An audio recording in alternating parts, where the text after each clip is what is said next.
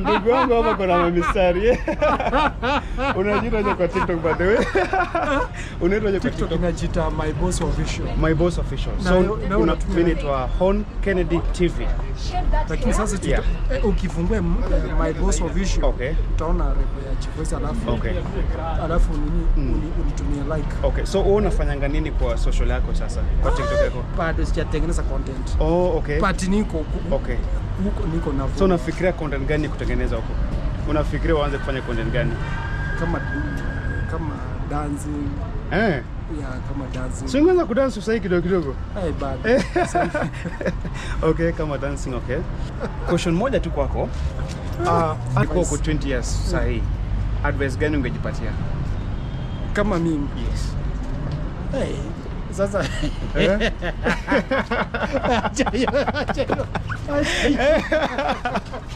okay. Ama ni nini na kumotivate wewe kila siku? What motivates you every day? Kumotivate. Yes.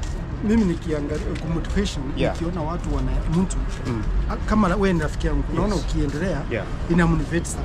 Okay. For example, kama kwetu kuna jamaa tulisoma na wengine ni CZN ile design but ameenda mpaka ng'ambo. So hiyo kitu ina communicate. Yaani usikie vibaya mwenzako hata kama unasoma na yeye ameendelea kweli. Unaona?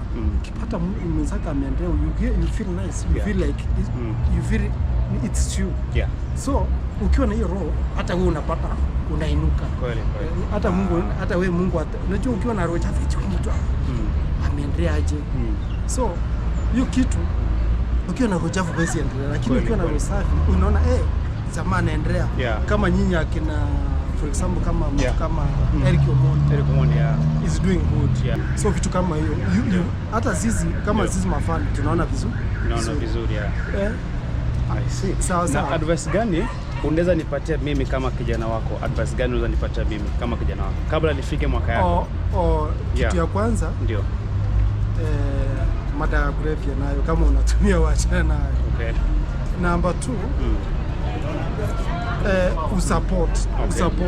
Ukipata yani unaona ukiwa na chance na way unaweza support mtu. Na yeye ainuke na ule pia ainue mwingine. Yes, kitu kama hiyo. I've actually learned a lot na nimeshukuru sana. Inshallah. Na uanze kudance bwana. Nitaanza niko na vitu kibao mtu wangu. Acha nikuache ubaki salama na nimeshukuru kukujua. Asante sana. Haya pamoja. Okay,